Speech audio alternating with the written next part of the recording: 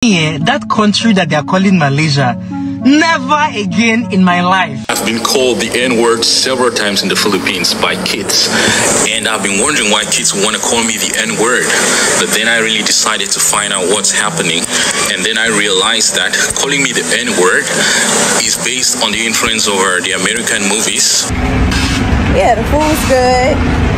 We got Chinese food, Indian food, Malaysian food, of course, obviously.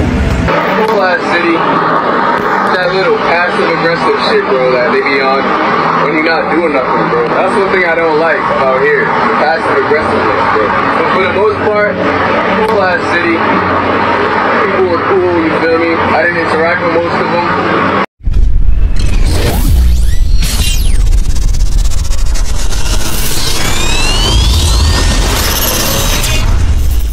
Bayangkan, datang jauh-jauh ke negeri orang dengan harapan bisa menikmati budaya baru, makanan baru, dan keramahan masyarakatnya. Tapi yang didapat justru tatapan sinis, ejekan bernada rasial, bahkan perlakuan diskriminatif hanya karena warna kulit. Itulah ketakutan terbesar banyak turis berkulit hitam atau keturunan Afrika setiap kali mereka melangkah ke luar negeri.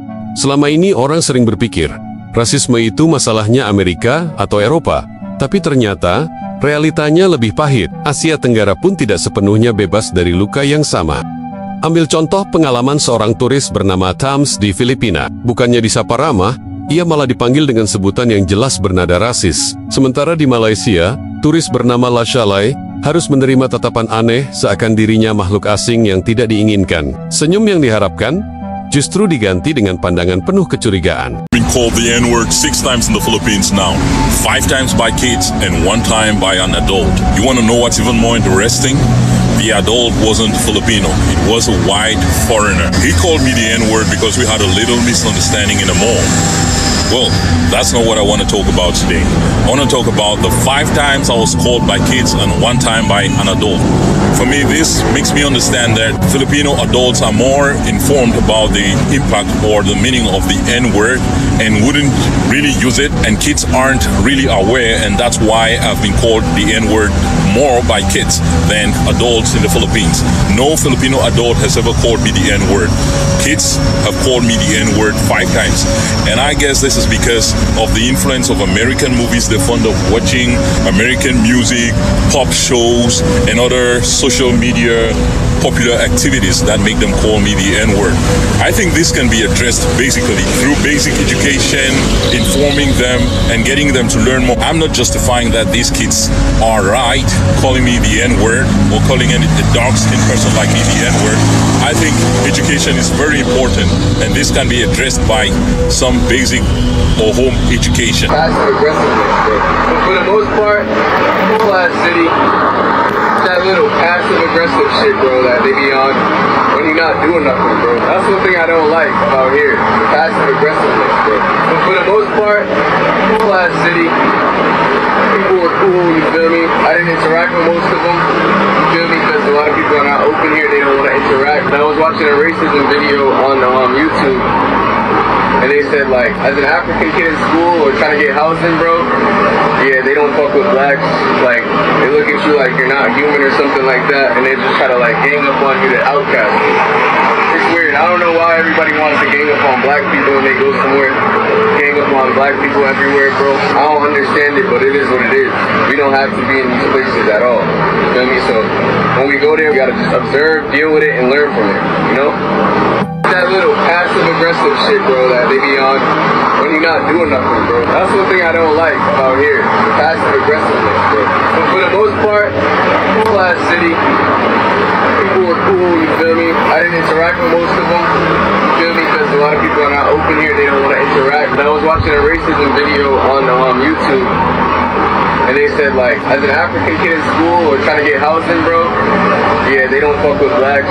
Like, they look at you like you're not human or something like that, and they just try to, like, gang up on you to outcast you. It's weird. I don't know why everybody wants to gang up on black people when they go somewhere. Gang up on black people everywhere, bro. I don't understand it, but it is what it is. We don't have to be in these places at all. You feel me? So, when we go there, we gotta just observe, deal with it, and learn from it, you know? Yeah, that country that they are calling Malaysia. Never again in my life. Back in 2016, when I was still a student, I happened to be in Asia, and two of my closest friends were in school in Malaysia. So I hadn't seen them in like 5-6 years. So I was like, you know what, let me go and visit them. Popsy warned me. He said, stay one place, don't go anywhere. Did I listen? No. I carried my hard-earned money as a student working. You know the kind of small money you make as a student? I used my like 1.5 year savings. I went to Malaysia. I get to Kuala Lumpur, no problems. Me and my friends were having the best time of our lives for like 3-4 days. So we decided, let's go island hopping in Sabah, which is also in Malaysia, by the way. So we clamp another aeroplane and go to Sabah. Mind you, my two friends are Ugandan and Indian. So one of them is black. We get to Sabah. By the way, in the plane, people were staring at us like the black people. They had never seen black people in their lives. That should have been our first clue. Anyway, we get to Sabah. We go through immigration, which I don't understand why, because it's a domestic flight, but we go through immigration. My Ugandan friend and I hand over our passports to the immigration officers. Then they take the both of us, only the two of us, only two black people in the line. They take us into a separate room. So we are there alone. And then after a while, they come back in. They hand my friend's passport back to her. But they are like, for me, I'm not allowed to enter Sabah. And I'm like, I'm sorry, I don't understand why. He said, and I quote, we do not allow your kind here. I was like, okay, I don't want any problems. I'll go back to Kuala Lumpur. No big deal. They now asked me to come and pay for my own deportation. I was like, you guys, you are not serious. I'm a student. We bought these tickets like 8 months ago. They were dirt cheap. I don't have money to pay for another ticket to go back. He was like, okay, you know what, we'll pay for you to go back. As if he was doing me a favor. Then when the time came for me to leave, I was given a police escort back onto the plane and sent back to Kuala Lumpur. My friends couldn't afford to come back with me, so I was left alone by myself in Kuala Lumpur for like 3 days. So to make the most of my time there, I decided, let me go out and see the city. Big mistake. When I would try and go out, taxi cabs would refuse to stop for me in the street because I was a black person. I would go to restaurants and wait staff would not take my order because they didn't want to talk to a black person. Listen, when I was finally leaving that country, on the queue to get onto the plane, 5 security agents in riot gear surrounded me, started asking me questions. Where are you coming from? Where are you going? They took my passport off me. They were flashing it with different lights to see whether my passport was fake. See, if I ever step foot in Malaysia again, my left kidney will shift. Honest review as a black American in Kuala Lumpur, Malaysia. All right, let's get into it. I would be lying if I left out a little bit, so I'm gonna do the good parts first, then I'm gonna do the bad parts later. All right, so the good parts: food, 10 out of 10, highly recommend. They have really good food. Yeah, the food's good.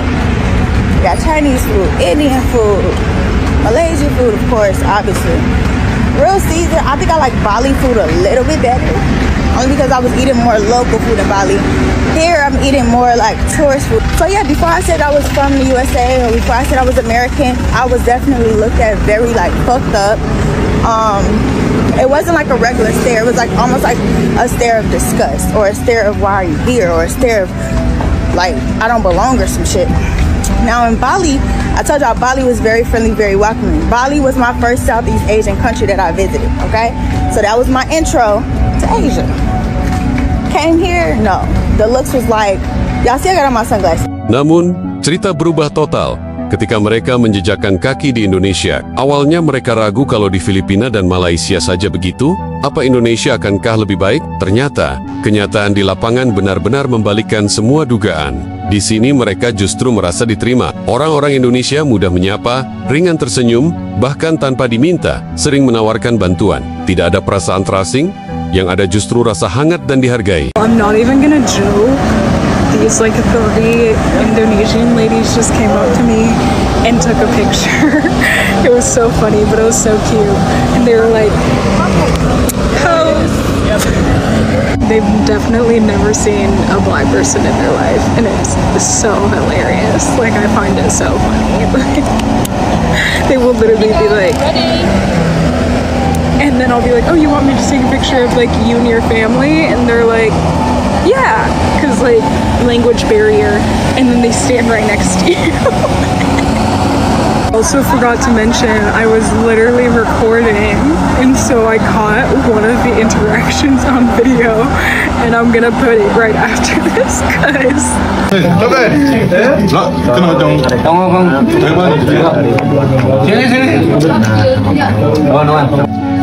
Enak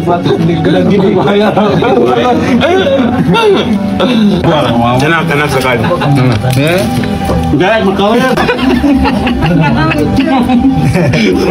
What's up today?